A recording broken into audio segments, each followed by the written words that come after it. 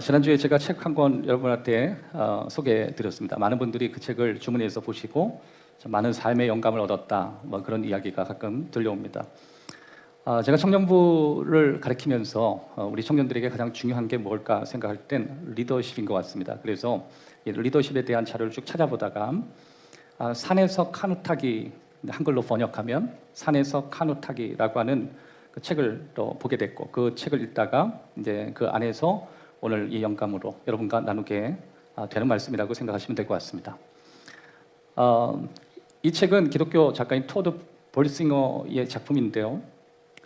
이 토드 볼싱어라고 하는 목사님은 지금 풀러 신학대학원에서 조교를 맡고 계시고, 또 크리스천 리더십에 대해서, 또 크리스천 리더십이 아닌 일반 리더십에 대해서 강연하시는 굉장히 유명한 분이십니다.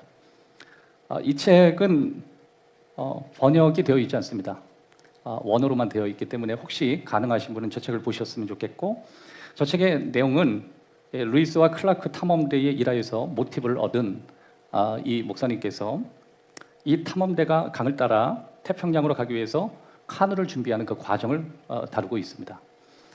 미국의 3대 대통령이었던 토머스 제퍼슨이 당시에 루이스와 클라크, 이 사람들이 다 군인인데, 그 세인루이스라고 미국의 중부 도시가 있습니다. 거기에서 이 태평양으로 갈 수 있는 그 수로를 또 확보하고, 또 당시에 이제 프랑스로부터 1800년도 스토리니까 프랑스로부터 1500만 달러를 들여서 루지애나인가요? 거기에 있는 영토를 사다 보니까 그쪽 영토의 어떤 지리를 전혀 모르는 상태에서 태평양으로 갈 수 있는 방법이 있을까? 그래서 가장 가까운 군인에게 부탁을 했고, 또 당시에 미국 사람들이 이렇게 카누 많이 타지 않습니까? 카누를 좋아하는데 전형적인 카누의 어떤 탑그레이드에 있는 사람에게 태평양으로 갈 수 있는, 미주리에서 중부에서 태평양으로 갈 수 있는 그 길을 한번 찾아달라, 그래서 부탁을 했습니다. 너무 확신이 있었고, 또 이 루이스와 자신의 동료였던 클라크가 한 팀이 되어서 그들이 이제 태평양을 찾아서 미시시피 강을 따라서 가기 시작한 것입니다.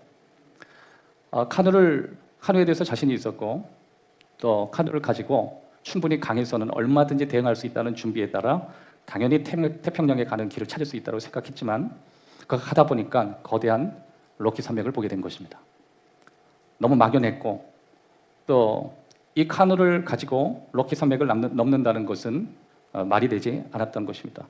그래서 그가 드디어 결정을 하게 됩니다. 카누를 버리고 다시 다른 방식으로 넘어야겠다. 이 카누라고 하는 건 어떤 의미를 갖냐면, 자신이 지금까지 준비했던 기존의 방식, 그것을 카누라고 얘기한다면, 이제 로키 산맥이라고 하는 건 전혀 자신이 기대하지 않았고 예상하지 않았던 그런 새로운 환경이 자기 앞에 마주했다. 그것은 굉장히 거대했고 또 미지의 영역이고 기존의 방식으로 전혀 통하지 않는 그런 어려움의 산을 그가 만났다. 결과부터 얘기한다면, 그가 기존에 가지고 있었던 카누를 버리고 로키 산맥을 넘어서 그 다음에 다시 콜롬비아 강을 발견하게 되고, 또 원주민을 만나게 돼서 결국 태평양으로 가는 그 길을 찾았고, 또 그가 거기에서 받았던 미션은 그 미지의 땅을 가면서 어떤 원주민이 있는지, 또 그것은 어떤 지형으로 되어 있는지 그것을 찾아내서 그 제퍼슨 대통령에게 그 땅에 대해서 설명하는 것이었습니다. 결과적으로 자신의 삶에 있어서 예기치 않는 로키 산맥이 등장했지만 자신의 방식을 내려놓고 새로운 방식을 적응하면서 드디어 안전하게 돌아올 수 있었다. 뭐 그런 과정을 토드 볼싱어가 카누를 가지고 산에서 카누 타기, 그 책을 그런 관점으로 우리에게 주고 있는 것입니다. 어느 날 눈앞에 보여진 건 강이 아니었던 것이죠. 그냥 산이라고 하는 것, 이것은 정말 그가 너무 힘든 것이었고, 또 그가 가지고 있는 여러 가지 개념과 능력을 넘어서는 문제였던 것입니다. 여기서 우리가 큰 그림을 그릴 필요가 있는데, 가끔 우리는 예상 못한 일을 만나게 된다라고 하는 것이죠. 그런데 그 예상 못한 일이 거대한 산과 같이 우리 앞에 있을 때, 그것은 하나님의 능력이 우리에게 크게 나타날 수 있는 징조가 된다라고 하는 것입니다. 우리가 지난주에 시편 139편 앞쪽을 바라보면서 하나님이 우리를 향해서 어떤 마음을 가지고 계시는지 살펴보았고, 또 오늘 139편 8절에서 10절을 바라보면서 그 중심으로 우리가 어떻게 예상치 못한 상황이나 장소를 만날 때 그것이 우리에게 어떤 의미를 주고 그것을 어떻게 수용해야 하는지 오늘 세 가지로 여러분과 함께 접근하기를 원합니다. 첫 번째, 예상 못한 상황은 신앙이 형성되는 곳이라고 하는 것입니다. 예상 못한 상황은 신앙이 형성되는 곳이다. 오늘 본문 제가 읽어드리겠습니다. 내가 하늘에 올라갈지라도 거기 계시며 수월에 내 자리를 펼지라도 거기 계시나이다. 내가 새벽 날개를 치며 바다 끝에 가서 거주할지라도 거기서도 주의 손이 나를 인도하시며 주의 오른손이 나를 붙드시니이다. 10절에 보시면 거기서도 주의 손이 나를 인도한다. 따라합시다. 거기서도. 여기서 주님은 거기에 계신다. 뭐 그렇게 우리가 설명할 수도 있고, 그러면 도대체 그 다윗이 말하는 거기 이게 뭘 의미할까? 이 거기라는 말 대신 다른 말을 넣어도 됩니다. 예상치 못한 곳에서, 내가 예측하지 않는 바로 그 지점에서 주님이 나를 인도하신다. 주님의 힘이 나를 붙들어 주신다. 그래서 그것이 방금 앞서 여러분에게 설명드린 그 책에서 말하고 있는 내용이고, 그 책을 읽다 보면 이 지점을 여러분이 같이 공유해서 보실 수 있는 것입니다. 변화에는 적응이 필요하다는 거예요. 하나님이 우리를 인도하시는 데에는 그냥 무작위로 인도하시는 게 아니라 반드시 달라지는 환경과 예상치 못한 상황에서 끊임없이 우리가 변화하고 그것을 적응하는 훈련을 우리에게 주신다라고 하는 것입니다. 인생에는 우여곡절이 있다는 거죠. 순식간에 상황이 뒤바뀔 수 있다는 걸 아는 사람이 얼마나 될까? 사실 많은 사람들이 내 인생은 언제나 좋을 거라고만 생각하고 그렇게 기대하고 살아갑니다. 그런데 이 토드라고 하는 이 작가가 산에서 칸으로 산을 넘기라고 하는 이 책 내용 안에서 설명하는 것은, 그럼에도 불구하고 우리는 다양한 환경에 적응해야 한다는 것을 우리에게 강조하고 있는 것입니다. 왜냐하면 카누를 가지고 산을 넘을 수 없기 때문에 그렇습니다. 따라합시다. 카누를 가지고 산을 넘을 수 없다. 기존에 가지고 있는 내 삶의 방식으로는 절대 하나님이 제시하시는 놀라운 산을 넘어야만 발견하는 그것을 우리가 만날 수 없다는 것을 지적하고 있는 것입니다. 거기서도 주의 손이 나를 함께 하신다. 바로 그곳은 나의 한계점이 넘어서고 내가 알 수 없고 내가 예상치 않은, 그것이 좋을 수도 있고 좋지 않은 상황일 수 있고, 그렇게 좋은 환경일 수도 있고 그렇지 않은 환경일 수 있지만, 내가 그전에 살아왔던 방식을 가지고는 우리는 절대로 그 곡선으로 펼쳐지는 우리의 인생을 살아갈 수 없다는 것을 우리들에게 강조하고 있는 것입니다. 다시 아까 그 카누에 대한 이야기로 돌아서서 그들은 숙련된 뱃사공이었습니다.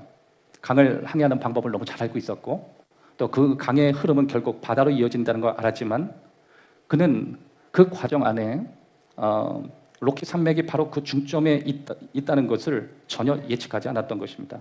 여기서 여러분에게 질문 하나 드리겠습니다. 여러분이 지난 한 주간 살아오시면서 지금까지 여러분의 인생을 계획하시면서 여러분이 예상 밖의 장소나 예상 밖의 상황을 경험한 적이 있는지, 그리고 그때 여러분은 어떤 행동을 하고 어떻게 행동을 하셨는지 여러분에게 오늘 질문을 첫 번째로 드리고 싶은 내용입니다. 한번 따라합시다. 예상 밖의 장소나 상황을 만날 때 나는 어떤 행동을 했는가? 예를 들어서 내가 인생이 직선인 줄 알았는데 내 인생에 직선이 불가능한 험난한 고비를 만난다든지, 그때 나는 어떤 행동을 했는가? 내 인생을 카누를 타고 마치 이렇게 흘러가는 것 같은 아름다운 인생을 살다가 갑자기 카누를 타고 넘지 못한 로키 산맥과 같이 엄청난 산이 내 눈앞에 있는 사건 속에 나는 어떤 행동을 하고 살아갔느냐, 그것입니다. 가끔 우리가 인생이 아름답다라고 느끼는 순간이 있죠. 여러분, 인생 참 삶이 살만하다, 그것을 느낄 수 있는 그 지점이 언제죠? 일단 삶이 아름답게 느껴지는 지점은 행복을 느낄 때입니다. 예를 들어서 이런 것이 될 수 있겠네요. 결혼 생활이 너무 행복해요. 지금 제 건강 상태가 아주 최상입니다. 제가 지금 다니고 있는 직장에 아주 만족하고, 그리고 우리 가족도 너무 행복합니다. 그럴 때 우리는 인생이 아름답다 이런 걸 느끼거든요. 그런데 언제나 그 인생의 삶에 아름답다라고 하는 것이 직선으로 이어지지 않는다는 건 잘 알고 있습니다. 모두가 행복할 것 같고 내 인생은 앞으로 계속 행복할 것 같지만 그렇지 않은 순간이 우리에게 예측 없이 찾아올 수 있다고 하는 것입니다. 왜냐하면 완벽한 사람도 없고 완벽한 삶도 없기 때문에 그렇습니다. 그래서 점점 우리는 불안한 것입니다. 왜냐하면 인생이 직선이면 이미 내가 가야 될 목적지에 대해서 불편하지 않을 텐데, 너무 알지 못하는 예상 밖의 상황들을 자꾸만 만나다 보니까 우린 내 자신에 대해서 흔들림을 갖는 것입니다. 이곳이 천국이라고 느껴져도 언젠가 이 천국이 천국으로 이어지지 않을 거라는 불안함이 우리에게 있는 것입니다. 내가 카누를 타고 가다가 갑자기 기대하지 않은 로키 산맥이 나올 거라고 꿈에도 꿔본 적이 없는 것입니다. 왜냐하면 우리의 인생의 미래라고 하는 것, 그 내가 살아가는 한치 앞이라고 하는 건 아무것도 보이지 않는 세계이기 때문에 오직 우리가 그것을 바라보고 걸어가다 보면 언제나 우리는 불안하고 또 그 염려 속에 살아가기 시작하기 때문에 그렇습니다. 그래서 우리는 매 순간 스스로를 자꾸만 설득하려고 하죠. 그리고 그렇게 믿기 시작하는 것입니다.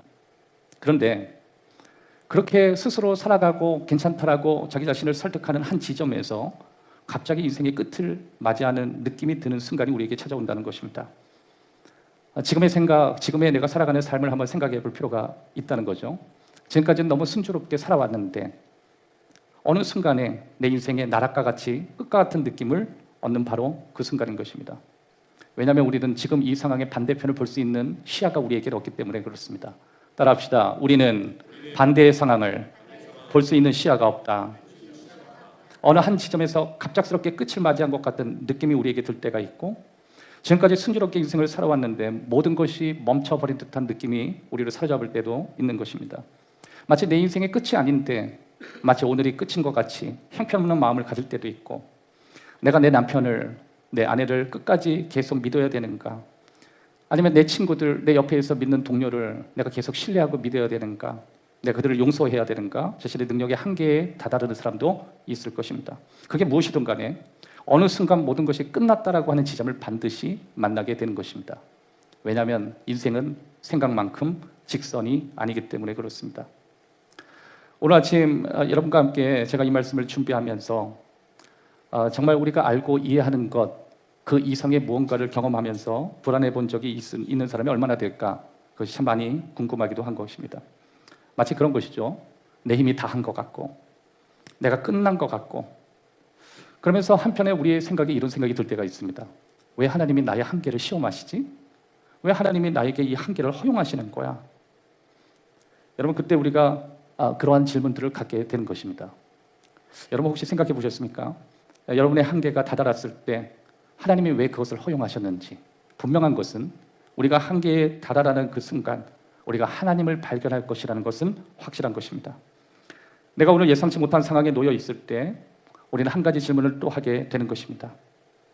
내가 지금 짓눌리고, 내가 정말 힘들고, 내가 너무 고통스럽고, 내가 나락이라고 하는 지금의 이 사실이 만약에 하나님의 섭리라면, 이게 여러분에게 드리는 두 번째 질문입니다. 한 번 더 따라하겠습니다. 지금 내가 당하는 어려움이 하나님의 섭리라면 난 어떻게 행동해야겠는가? 이게 여러분께 드리는 두 번째 질문입니다. 하나님께서 우리를 성장시키시고 우리를 빚어내고 우리를 변화시키시고 우리의 믿음과 하나님을 향한 신뢰, 그리고 하나님과 더 친해지기 위해서, 그것을 강화하기 위해서 사용하시는 과정이라면 우리가 이것을 어떻게 이해할 것인가, 그것입니다. 그러기 위해서 구약에 등장하는 두 사람의 인물을 여러분에게 소개해 드리고 싶습니다. 특별히 여러분 잘 알고 있는 창세기 37장에 나오는 요셉의 스토리입니다. 요셉은 아버지 야곱으로부터 구별된 사랑을 받았습니다. 그리고 그는 채색 옷을 입었고 너무 행복했습니다. 자신에게 형들이 있었지만 형들과 다른 축복을 받았고 마치 다른 아름다운 인생을 살듯이 그런 축복의 삶을 살았습니다. 근데 여러분, 채색 옷을 입었다라고 하는 그 표현 속에 우리가 사람으로서, 사람이라면 그가 아무리 하나님을 사랑하는 믿음의 사람이었지만 그가 교만하지 않았을까? 그가 자만하지 않았을까? 저는 자만심이 있었다고 그렇게 생각합니다. 그것을 하나님께서 열어두셨고 하나님이 그것을 이해하고 계셨다는 것을 우리가 잘 알고 있습니다. 요셉이 형들에게 자기가 노예로 팔려달게 해달라고 부탁한 적은 없죠.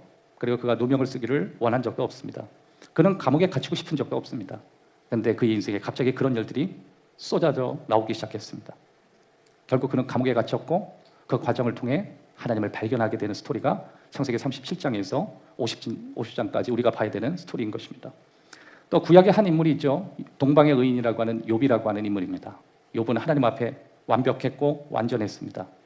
그는 거대한 삶의 질병이라고 하는 그 심각한 문제와 재정적 위기와 관계의 어떤 파괴, 수많은 우리의 입으로 말할 수 없는 시험들을 그가 경험했습니다.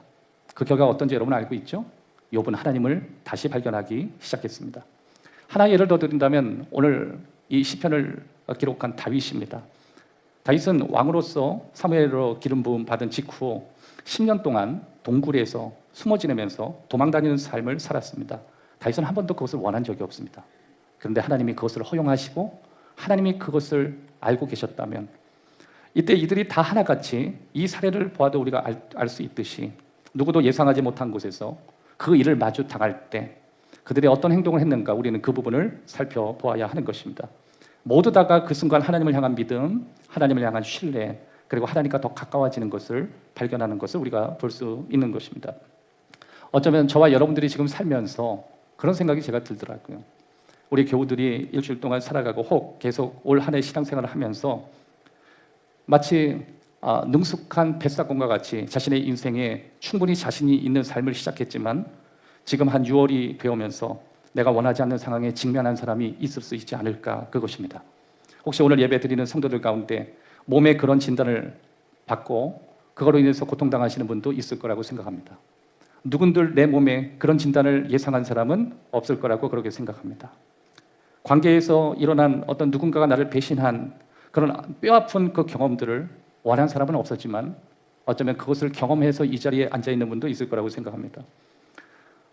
내게는 그런 일이 없을 거라고 생각했는데 경제적인 위기가 내 삶과 내 가정을 흔들고 있다는 것, 누구는 정말 놀라운 축복을 받은 것처럼 그렇게 하지만 어떤 가정은 지금 놀라운 경제적인 위기 가운데 힘들어하는 가족도 있을 거라고 생각합니다.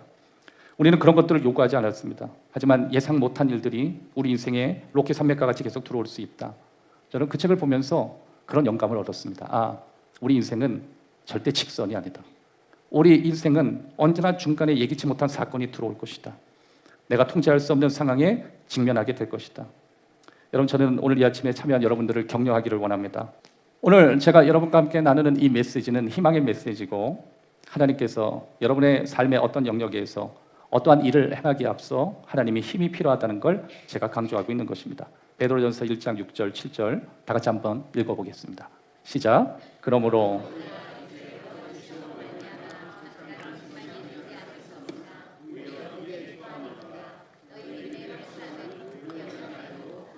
금보다 더 귀하여 예수 그리스도께서 나타나실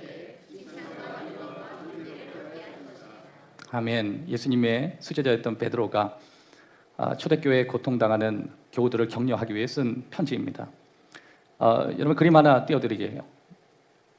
도가니라고 하는 것인데 금을 녹일 때 용광로나 도가니에서 녹는 점은 약 한 2000도 바로 직전에 모든 불순물이 다 녹기 시작합니다. 순금을 끌어내기 위해서 약 2000도까지는 안 되고 2000도 바로 직전까지 열을 계속 발생시킵니다. 굉장히 격렬한 과정을 겪고 그렇게 하는 이유가 있습니다. 불순물을 걷어내기 위해 그렇습니다. 계속 열을 가하면서 뭔가를 잠깐만 끌어올리는 것입니다. 끊임없이 계속 열을 가하면서 결국엔 순수한 금만 밑으로 남고 더러운 것은 걷어버리는, 베드로는 지금 우리에게 그것을 말하고 있다고 생각합니다. 지금 당신이 겪고 있는 시련이 무엇인지 아느냐고, 당신이 가지고 있는 진짜 믿음을 발견하고 진짜 하나님을 향한 순수한 믿음을 찾아나기 위해서 하나님은 당신을 계속 열을 가하고 있다라고 하시는 것입니다. 하나님에 대해서 우리가 알고 있는 정보나 지식 가지고는 우리가 믿음을 가질 수 없다라고 하는 것입니다. 하나님은 우리가 가는 내내 우리를 인도하시고 우리의 힘이 되시고 우리의 버팀목이 되어주시지만 매 순간 우리가 가지고 있는 모든 과거에 가지고 있는 신앙의 모습을 내려놓고 하나님이 우리에게 주시는 새로운 도전들을 적응하면서 그렇게 믿음으로 나아가지 않으면 절대로 하나님이 주시는 순수한 믿음까지 나갈 수 없다라고 하는 것입니다. 여러분, 베드로는 우리들에게 저 용광로 도가니를 통해서 우리 삶에 일어나는 여러 가지 예상치 못한 사건들이 어쩌면 하나님께서 허락하신 것이 아닐까, 그것을 우리에게 설명하고 있는 것입니다.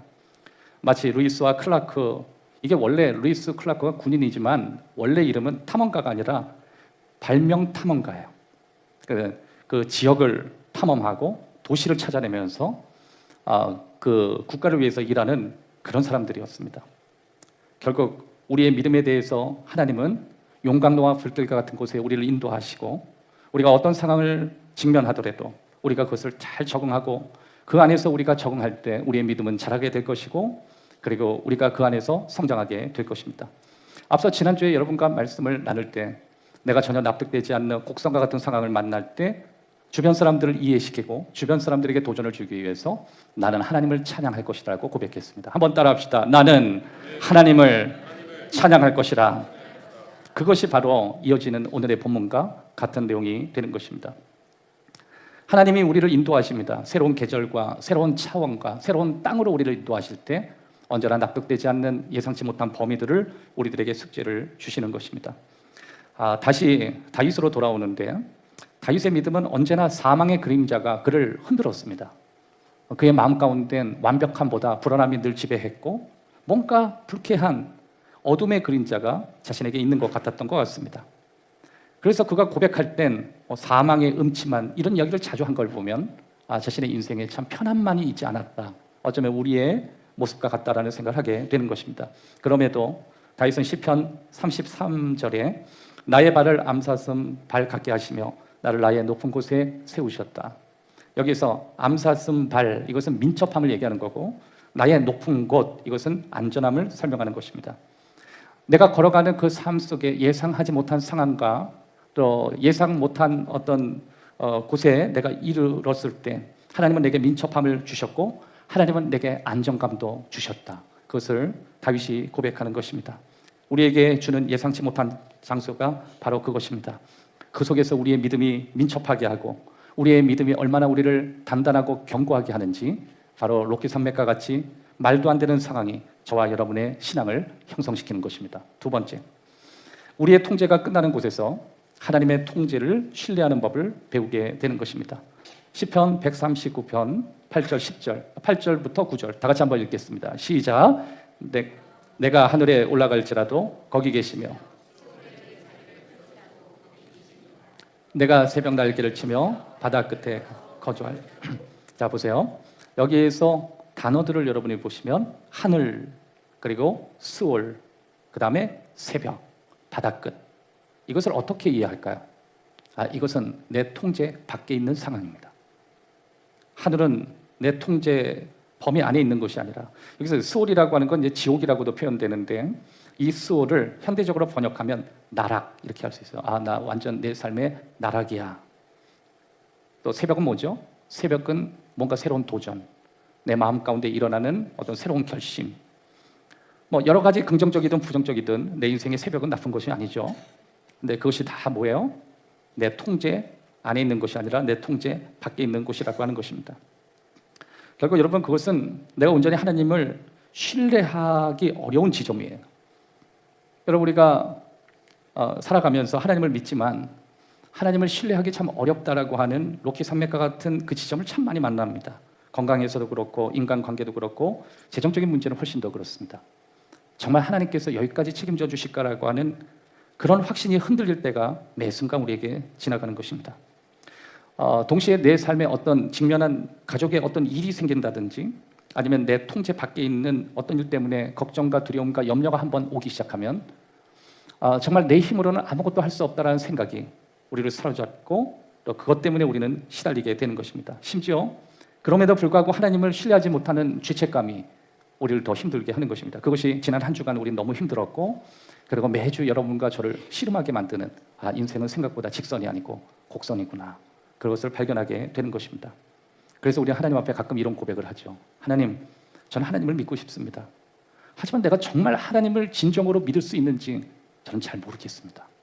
하나님을 믿고 싶지만 내가 하나님을 정말 끝까지 신뢰할 수 있는지 사실 제 자신에게 확신이 있지 않습니다. 그게 베드로의 고백이고 우리의 고백인 것입니다. 신앙의 여정을 걸어가다 보면 때때로 그런 고백 앞에 놓이게 된다고 저는 생각합니다. 아니 이게 하나님이 다 허용하셨다면 내가 어떻게 하나님을 믿겠어? 이게 정말 하나님이 선하시다는 게 맞아? 그래서 여러분 우리는 가끔 기적의 하나님을 믿으면서 동시에 내가 겪고 있는 일에 대해서 걱정과 두려움에 사로잡히게 되는 것입니다. 한번 따라합시다. 기적의 하나님을 믿지만 내가 겪는 일 때문에 두려움에 사로잡힌다. 하나님의 말씀, 하나님의 방식, 하나님의 계획 그것에 대해서 완전히 확신하는 게 확신이 서지 않는 것입니다. 여러분 그래서 정보와 믿음은 다른 것입니다. 내가 알고 있다고 그게 즉 믿는 건 아니라는 것입니다. 그래서 우리가 가끔 이 테스트, 도가니의 어떤 상황 속에 끊임없이 그 상황이 올라오면 내 믿음을 테스트하게 되는 것입니다. 하나님이 의심되기 시작하고 어쩌면 지금까지 믿었던 모든 믿음들이 뿌리치 다 올라와 버리는 그리고 내가 하나님의 지금까지 이끄심조차 다 부인해버리는 그렇게 나락을 경험할 수 있는 것입니다. 그럼에도 불구하고 그것이 나의 통제 밖에 있다면 하나님께서 하셔야 될 일이고 그것은 하나님이 하실 때 가능하다는 걸 우리가 발견하게 되는 것입니다. 여러분, 믿음이 뭐냐면 하나님이 누구시고 하나님이 무엇을 하실 수 있는지 내가 믿는 것이 믿음입니다. 그래서 이 신뢰, 이 믿음이라고 하는 건 하나님 앞에 완전히 맡기는 것이지만 그것을 맡긴다는 건 정말 어려운 것인 것입니다. 그런데 하나님께 내 자신을 맡긴다라고 하는 이 믿음이 아주 중요한 이유는 하나님이 나의 하나님이라는 사실, 이 믿음을 잃어버리면 나를 돌보신다는 믿음을 잃어버리기 때문에 그렇습니다. 이것도 한 번 더 마지막으로 따라합시다. 하나님이 하나님이심을 의심하면 하나님이 나를 돌보신다는 믿음도 잃게 된다. 하나님이 돌보신다는 믿음을 딱 잃어버리는 순간 우리에게 나타나는 현상이 있습니다. 나의 문제를 스스로 해결하려고 하는 것입니다. 나만의 어떤 해결책과 나만의 선택지를 내놓으면서 나를 더 혼란스럽게 만들어가기 시작하는 것입니다. 왜냐하면 하나님에 대한 신뢰를 잃어버렸기 때문에 우리는 끊임없이 내가 가지고 있는 해결책을 가지고 더 큰 혼란 속에 들어가기 때문에 그렇습니다. 더 큰 문제는 우리가 하나님을 신뢰하지 않을 때, 그리고 하나님을 향한 신뢰를 잃어버릴 때 우리는 하나님과 멀어지기 시작한다라고 하는 것입니다. 여러분, 하나님과 멀어진다는 게 이게 어떤 의미가 있는가? 목사님, 저는 하나님과 가깝다라고 느껴본 적이 없습니다. 예, 좋습니다. 하지만 우리가 하나님과 멀어지는 순간 내 인생의 결과를 내가 책임져야 된다는 두려움으로 잡히기 시작합니다. 내가 실수함에도 그것은 내가 다 책임져야 되고 나의 결정이 나의 앞에 미래를 결정한다는 이 두려움이, 이 압박감이 우리를 더욱 중독으로 향하게 만드는 것입니다. 우리 최선을 다하고 노력을 하지만 결과에 책임을 지진 않습니다. 그분이 우리의 결과에 책임을 지시고 우리를 이끌어 주시고 가장 안전한 땅으로 인도해 주실 것이기 때문에 그렇습니다. 이사야 40장 25절 이하의 말씀, 이 말씀은 너무 좋은 말씀이니까 한 절씩 교독해서 한번 읽어보도록 하겠습니다. 거룩하신 이가 이르시되 그런즉 너희가 나를 누구에게 비교하며 나를 그와 동등하게 하겠느냐 하시니라.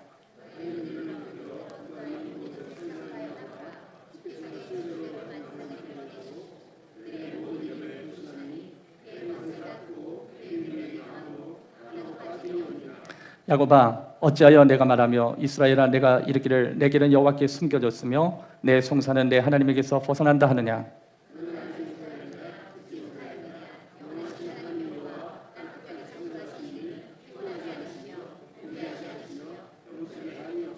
피곤한 자에게는 능력을 주시며 무능한 자에게는 힘을 더하시나니. 다 같이 오직 여호와를 앙망하는 자는 독수리가 날개치며 올라갈 같을 것이요. 다른 박수. 방금 여러분이 읽은 이 내용은 이사야서 전체의 전환점을 나타내는 장입니다. 이 40장은 굉장히 중요합니다. 이 40장은 40장 이전과 이후로 볼 만큼 이것은 북이스라엘과 남유다 이 두 백성, 다시 말해서 이스라엘 전체를 향한 그들의 행동과 앞으로의 태도에 대해서 하시는 말씀입니다. 여러분, 이사야 40장에서 이스라엘 백성들에게 하나님이 하시는 것은 징계와 심판의 내용이 아니라 위로에 대한 얘기고 그들에게 평강을 이야기하는 것입니다. 실제로 그 이스라엘 백성에게 새로 힘을 주시는 것은 하나님께서 직접 그들에게 주시는 의도고 하나님이 주시기를 원하시는 것입니다. 그런데 이 40장을 읽다 보면 우리가 알 수 있습니다. 뭘 알 수 있냐면 하나님은 우리의 미래의 방향을 자꾸만 제시한다는 거예요. 징계를 하시고 책망을 하시는 것이 아니라 망가진 그들, 깨어진 그들, 또 암담하고 예기치 못한 상황 속에 혼란스러워하는 그들에게 새로운 비전을 주고 계시는 게 바로 이사야 40장인 것입니다. 이스라엘 백성은 그냥 그를 믿어야 합니다. 하나님은 그냥 믿어야 되는 것입니다. 지금 이 상황에는 이스라엘 백성들은 앞으로도 못 가고 뒤로도 못 가고 마치 카누를 타고 태평양을 만날 줄 알았는데 로키 산맥이라는 거대한 산맥을 보면서 내가 이 카누를 가지고 저 산을 넘기 어려우니까 기존의 방식 다 내려놓고 다른 방식으로 가야겠다. 새롭게 적응을 하는 순간 결국 그들은 그 산을 넘어서 콜롬비아 강을 통해 가지고 태평양을 발견하듯이 하나님은 언제나 이 40장을 통해서 이스라엘 백성이 이전에 너가 행했던 삶의 모습과 그 모습을 가지고선 하나님이 너를 향한, 너의 가정을 향한, 너의 미래를 향한 축복에 이르를 수 없다라고 얘기하는 것입니다. 여러분 혹시 그거 알고 계십니까? 하나님은 저와 여러분에게 정말 많은 축복을 얘기하십니다. 언제나 하나님 우리에게 잘 될 거라고 이야기하시고 지금보다 나은 축복으로 인도하십니다. 그런데 언제나 우리의 인생이 곡선이 될 때, 내가 원하지 않는 예기치 않은 문제가 일어날 때 우리는 나를 바꾸고 싶지 않아 합니다. 그냥 이대로 하나님의 능력이 많으시니까. 그러나 여기서 분명히 이야기하는 것은 적응과 변화입니다. 이스라엘 백성에게도 하나님은 이야기하십니다. 너희가 바뀌고 변화되기를 원한다. 그런 희망을 주시는 것입니다. 이사야서는 하나님께서 믿음이 흔들리는 백성들에게 새 힘을 주고 새 용기를 주시는 메시지인 것입니다. 여러분, 성경에서 뭔가 하나님을 향한 믿음이 흔들리는 사람을 일으켜 세우고자 하실 때 언제나 하나님이 하시는 교육 방법이 있습니다. 밖으로 나가서 하늘의 별을 보라. 여러분, 이거는 정말 막막한 거거든요. 아니, 지금 문제가 풀리지 않고 골치가 아픈데 문제 속에 들어와서 내 문제를 풀어주는 분이 아니라 오히려 나보러 밖으로 나와서 하늘의 별을 보는 별 같은 이야기를 하시는 것입니다. 여러분, 그때 우리가 생각해 봐야 합니다. 대표적인 게 아브라함이죠. 아브라함은 절대 사람들이 느끼지 못하고 사람들이 알 수 없는 어려운 경험들을 하고 있는 중이었습니다. 그때 하나님이 아브라함을 밖으로 나가서 하늘의 별을 보라고 이야기했습니다. 왜 그럴까요? 여러분, 우리들은 내 삶의 잘못된 점, 내가 깨진 부분, 내가 어떤 힘들고 거친 부분에 사로잡혀 있을 때 정확히 우리의 시야가 아래로만 가기 때문에 그렇습니다. 아래로 집중된 시야를 가지고선 절대로 하나님 주시는 비전을 볼 수가 없고, 그리고 내 시야가 넓지 않고는 절대로 길을 찾을 수 없기 때문에 그렇습니다. 하나님은 언제나 우리에게 위로 보거라, 그렇게 얘기하시는 것입니다. 위로 본다는 건 무슨 뜻이에요? 별을 보라는 건 무슨 뜻이에요? 너의 관점이 다르게 가야 한다. 이전에 바라봤던 세상을 보는 관점이 아니라 다른 관점으로 너 인생을 해석해야 한다.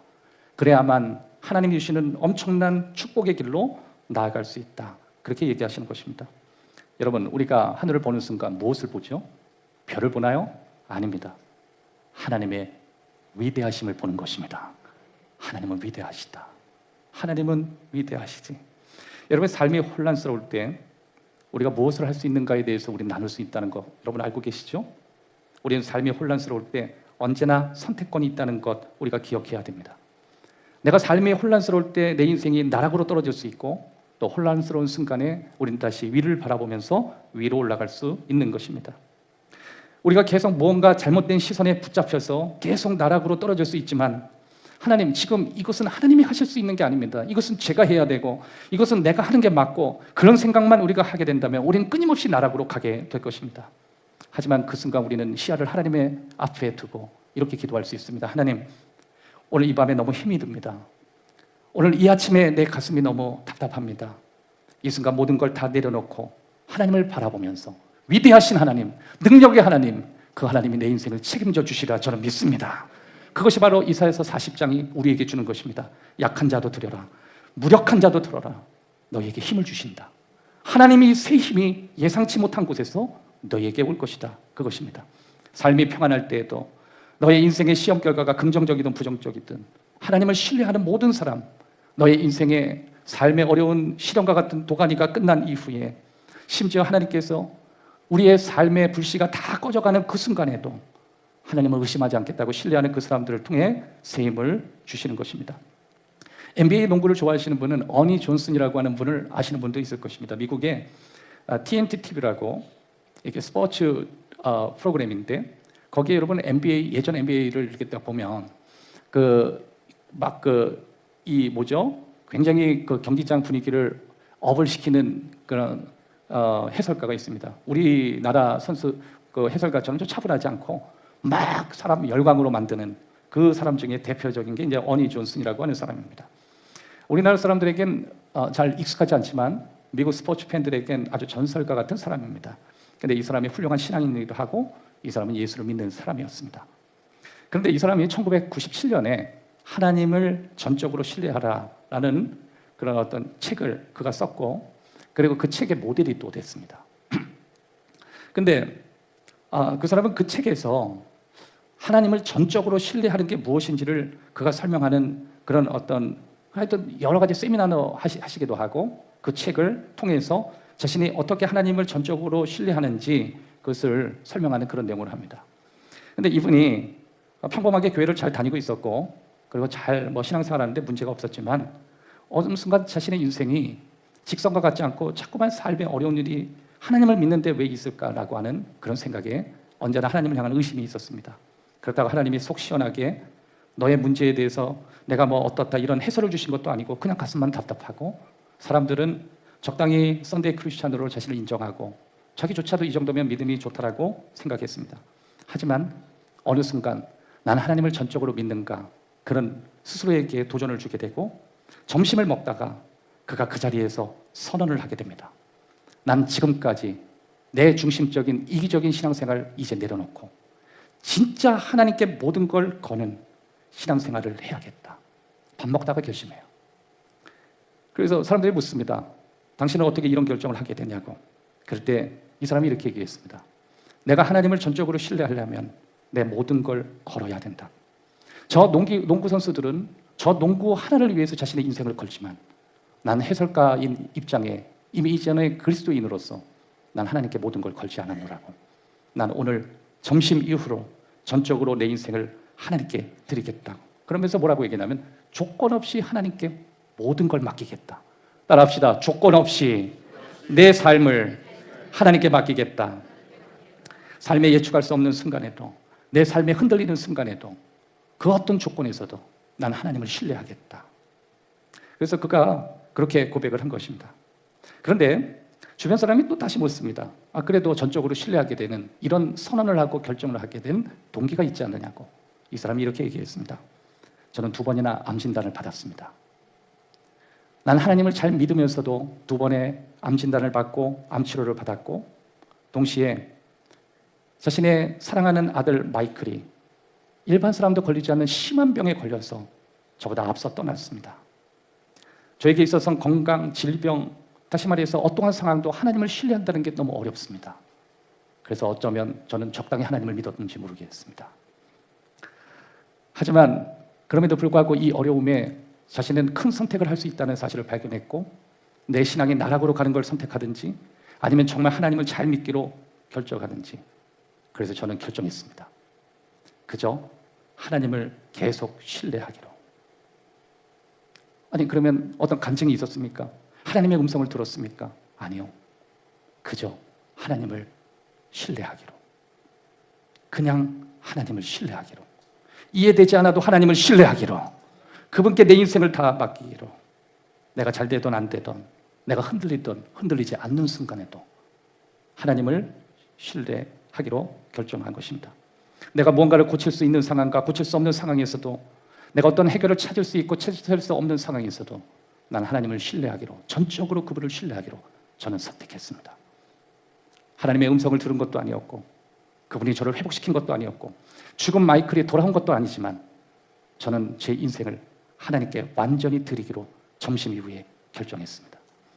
사랑하는 여러분, 오늘 점심이 제공됩니다.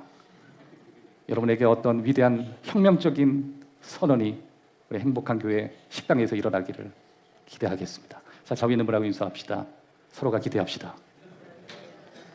마지막 3번째, 예상 못한 상황이나 장소는 하나님을 가장 가까이 만나는 자리라고 하는 것입니다. 고린도후서 12장 7절에서 10절, 여러 계시를 받은 것이 지극히 크므로 너무 자만하지 않게 하시려고 내 육체의 가시 곧 사단의 사자를 주셨으니 이는 나를 쳐서 너무 자만하지 않게 하려 하심이라. 이것이 내게 떠나가기 위하여 내가 3번 주께 간구하더니 나에게 이르시기를 내 은혜가 내게 족하도다. 이는 내 능력이 약한 데서 온전하여 짐이라 하신지라. 그러므로 도리어 크게 기뻐함으로 나의 여러 약한 것들에 대하여 자랑하리니 이는 그리스도의 능력이 내게 머물게 하려 함이라. 그러므로 내가 그리스도를 위하여 약한 것과 능력과 궁핍과 박해와 공고를 기뻐하노니 이는 내가 약한 그때에 강함이라. 따라합시다. 약한 그때에 강함이다. 저는 이 말씀을 보면서 이게 이제 성경에서 여러분이 알고 있는 가장 유명한 구절 중에 하나인데, 약하다, 약할 때 가장 강하다. 사도 바울이 어떻게 이게 발견했을까? 제가 이 말씀을 묵상하고 설교를 준비하면서 제 입장으로 돌아와 봤습니다. 내 약함, 내 깨짐, 내 부족함, 내 예상 밖의 문제 앞에 나는 하나님을 신뢰할 수 있을까? 전 사실 어려웠습니다. 여러분, 혹시 여러분의 지금 당하는 예상 밖의 사건이 여러분의 믿음을 좋게 하나요? 아니면 여러분을 나락으로 떨어뜨리나요? 대부분의 사람들이 나락으로 갑니다. 그러면 사도 바울과 난 다르다는 말 아닌가? 나는 우리 성도들하고 같은데 잘 되면 믿음이 올라가고, 뭔가 문제가 생기고 예상하지 못하는 로키 산맥과 같이 엄청난 갑자기 기대하지 않은 문제가 생기면 믿음이고 하나님이고 다 흔들리는 게 내인데, 어떻게 약할 때 강함이라는 이게 단순히 문구가 아니라 문학의 서적이 아니라 이게 내 삶으로 신앙으로 어떻게 이걸 받아들일 수 있겠는가? 이 문제가 풀리지 않아서 이 문제를 놓고 계속 바라봤습니다. 계속 구절을 보면서 너무 약할 때 그때가 강함이라, 이게 제가 생각이 너무 강하게 오니까 저는 받아들이기가 쉽지가 않은 거예요. 여러분 마음과 같습니다. 경제적으로 뭔가 풀려야 믿음도 생기는데, 아니 되는 건 하나도 없는데 왜 자꾸만 뭐가 될 거라고 자꾸만 하나님을 어떻게 믿어? 그러면 우리 마음속에 이런 마음이 들 수 있잖아요. 왜 하나님 병이 걸리기 전에 먼저 나를 앞서서 나 잘 믿을 건데, 하나님 내가 무언가를 잘 될 수 있도록 축복하시면 내가 훨씬 더 하나님 훌륭한 일꾼 될 건데 왜 하나님은 계속 나에게 약함을 주셨는가요? 사실 이것을 기분 좋게 받아들일 수 있는 것은 특전사 외에는 없습니다. 특전사는 자신이 약할 때 가장 강함이다, 이런 군사 용어로는 가능해도 일반적으로 우리가 쓰기엔 참 어려운 거였습니다. 그런데 이것을 보면서 하나님이 주시는 마음이 있었습니다. 사도 바울이 약함을 받아들일 수 있었던 그것은 하나님의 강함을 발견했기 때문에 가능했습니다. 그분이 강하시기에 나의 약함을 수용할 수 있었던 것입니다. 내가 경제적으로 약하고 질병으로 문제가 있고 관계적으로 혼란스럽고 배신을 당하고 수없는 고난 속에서 그 문제가 나에게 믿음을 줄 수는 없지만 그것보다 훨씬 강하신 하나님이 우리에게 믿음을 주시는 것입니다. 하나님이 너무 크시기에. 여러분도 그렇잖아요. 하나님이 여러분의 인생에 너무 크시잖아요. 내가 약할 때 비로소 강하신 하나님이 보이구나. 내가 약할 때 하나님 보이구나. 여러분, 제가 목회자로서 가장 큰 받은 축복이 뭔지 아세요? 약한 성도를 너무 많이 보는 거예요. 흔들리는 성도를 너무 많이 보는 거예요. 아픈 사람을 너무 많이 보는 거예요. 그런데 그 사람들이 약한 게 아니더라고. 그분들의 가장 큰 문제는 강하신 하나님 잘 못 보더라고요. 나 약함에 꽂혀서. 저도 그랬습니다. 너무 약하고 혼란스러울 때 하나님 믿습니다라고 아무리 해도 믿음이 안 생기고 오히려 불만이 생기고 내 가슴 한포리에 막 멍어리가 생기고 해석되지 않는 이 문제가 우리를 얼마나 힘들게 할 거라는 걸 너무 알면서도 하나님 이 문제를 우리가 어떻게 풀어야 되는지, 하나님 그러나 우리 시야가 강하신 주님께 두기를 원합니다. 그리스도의 능력이 나의 박해를 이기게 하시고 내 생명의 위협을 받았을 때, 사도 바울이 그런 고백을 했잖아요. 내가 박해를 받았을 때, 내가 구타를 당할 때, 내가 채찍을 당할 때, 내가 돌을 맞을 뻔할 때, 난파를 당할 때, 배신을 당할 때, 그때에도 내가 이길 수 있었던 것은 강함이 되시는 주님을 보기 때문이라 그런 거예요.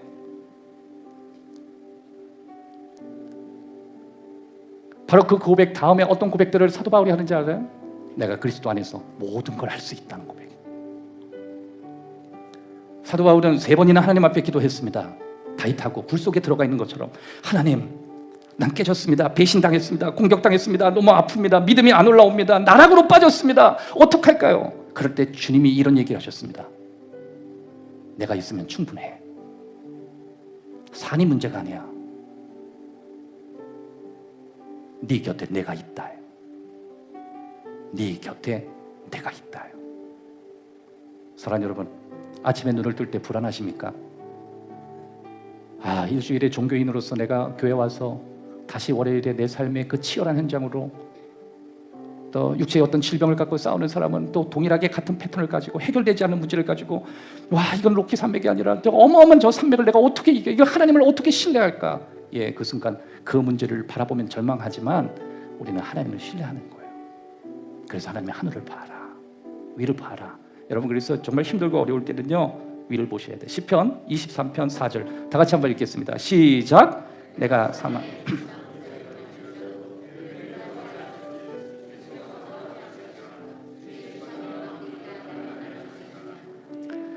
사도가 이제 다윗이 뭐라 그러냐면 비록, 만일 이런 내용을 쓰는 거거든요. 만일 내가 어떤 어둠의 그림자가 있는 막연한 그곳, 그 환경, 그 상황 속에 내가 지나간다 한다고 해봐도 난 괜찮아.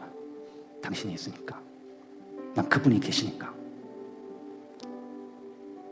내가 사망의 음침한 골짜기로 걸어갈지라도 회복의 희망이 없다라고 쓰여있는 그곳을 내가 걸어갈 때에도 불가능한 일은 절대로 풀리지 않을 거라고 느껴지는 바로 그 순간에도, 내가 상상 못한 일이 예상치 못한 상황에서 끊임없이 마주하는 그 상황 속에서라도 주님은 내 곁에 계실 것입니다. 주님은 나와 함께 하실 것입니다.